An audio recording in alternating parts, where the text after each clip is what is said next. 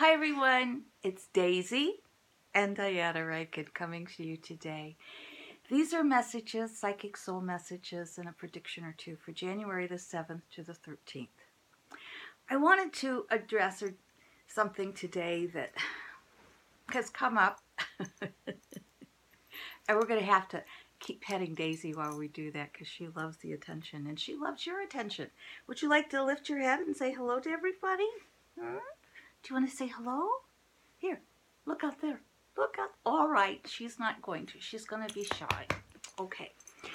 You know, this has a lot to do with human training as well as dog training. And there are two ways to train a dog. One is through negative reinforcement, and one is through positive reinforcement. In the negative reinforcement, what we do is we punish a dog or a child for what they did wrong. They may not do that same behavior again, but that doesn't mean they've learned anything positive out of love. What they've learned is to not do that specific behavior. They may then take out aggressive behavior on another animal, or they may take out aggressive behavior on a child.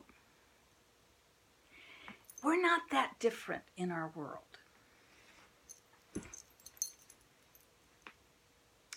We learn through positive behavior much better than negative behavior. We learn through love much better than fear.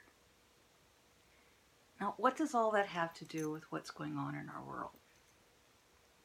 Well, you know, I want to tell you, not to brag, but to tell you I'm also a scholar as well as a psychic medium. My undergraduate work is in humanities. My graduate degree from Antioch University is in human spirituality, how the sacred is expressed across cultures and throughout history. Now, I tell you that because we're going to talk about the end times. Yes, we're going to talk about the end times.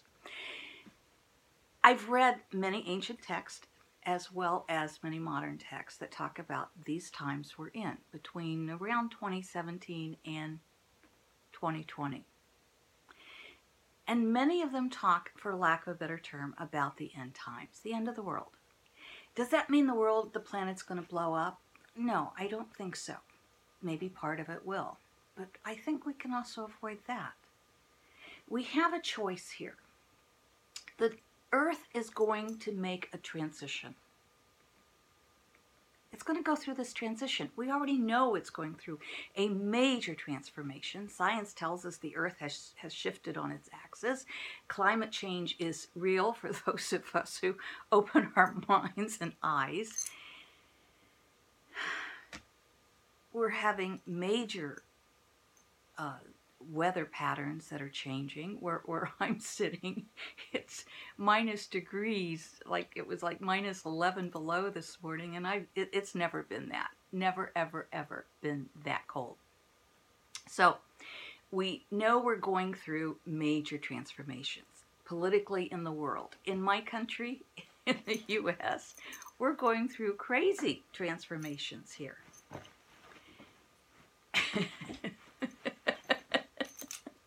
Daisy loves attention.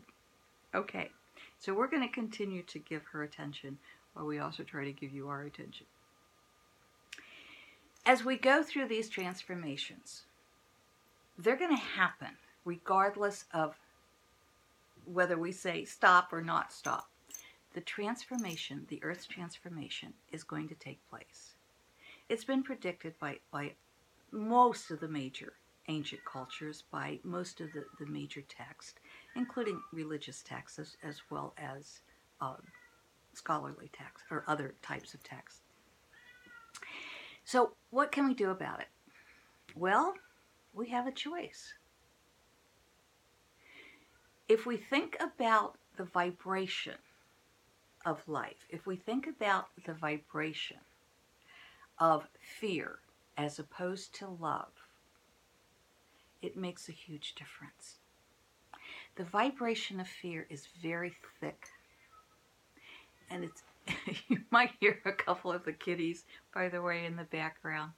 They're saying, we want to come in and play too, but they're a little too much to deal with a tripod up and trying to talk to you. But you could hear one of them in the background and possibly two of them in the background talking to you, saying, hello, we love you. Now, back to that vibration. Fear has a very dense vibration, and that dense vibration, when it causes earthquakes, think about that. The density of a lower vibration is going to create more havoc. It's going to create more problems. It's going to create more destruction than a higher vibration, which is love.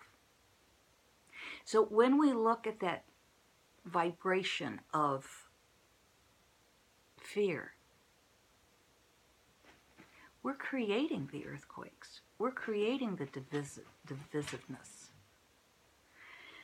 You know, there are those who are predicting for my country the end of the democracy as we know it. Yeah, there's a real good chance of that. Does that mean the end of democracy? No, but as we know it. And I don't think that's such a bad thing, because this is a country, the U.S., this is a country where we claim equality for all, but it's not the way it works out. So we have to bring up that shadow. We have to bring up those cracks in the earth in order to take it to the next level, in order to cleanse the earth of this vibration of fear, of this ugliness. We have to cleanse the democracy in the U.S., for example, in order to get rid of the bigotry, in order to get rid of that divisiveness between the 1% and the rest of the population.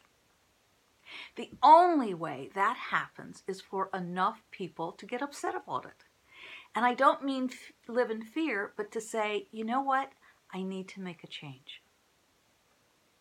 When that happens, we'll see the pendulum, and you've seen me with the pendulum go. It always goes this way before it goes this way and before it finally settles down.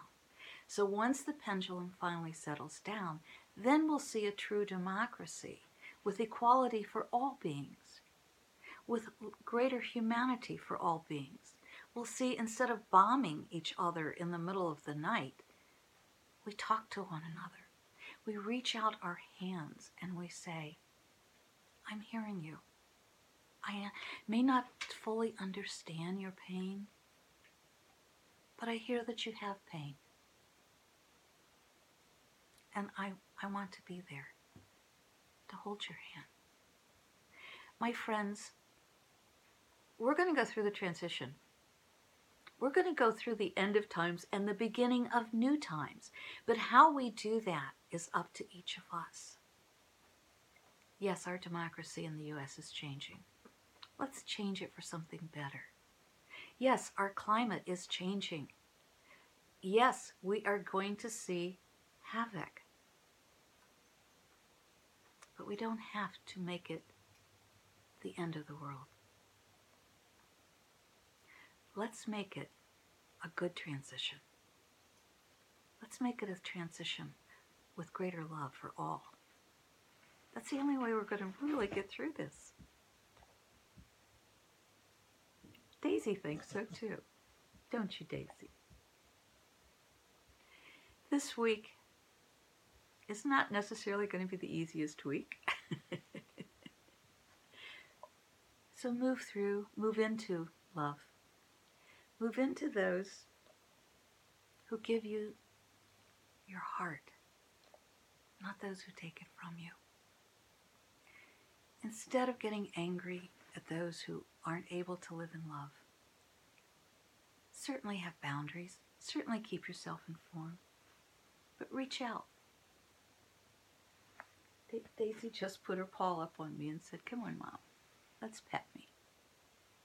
Reach out, my friends. Daisy's telling you, I'm telling you, this is our choice. Are we in the end of times? Yes. All the great literature tells us that. Or not all the great literature, but all the great literature about that subject. And it also tells us we have a choice. We can live in the vibration, the dense vibration of fear. We can live in the higher vibration of love. And as we do, we will ease the transition. We will ease the earthquakes. We will create a country and a world that is there for all, that is loving for all. That's the new world we are creating. The most powerful vibration in the world is love. It begins with each of us. Are you going to make your world rocky? Or are you going to make it smooth? You know, it's very cold out. I mentioned that earlier. And a lot of people are complaining about it. But I stepped outside last night. I was bundled up. And I looked at the beauty of this white bluish twilight in the middle of the night where everything shimmers with this wonderful icy snow. And I didn't feel cold. You don't have to either. Make your choice. Choose love. Help us bring in a better world for everything and everyone. We love you. We thank you for being with us today. We thank you for loving us and letting us love you. Let's create our new world. Let's say goodbye to these end times that are going to be a little rough. This week is no exception. But let's say goodbye to the anger in our lives and say hello to love. Thank you. We love you. We love you.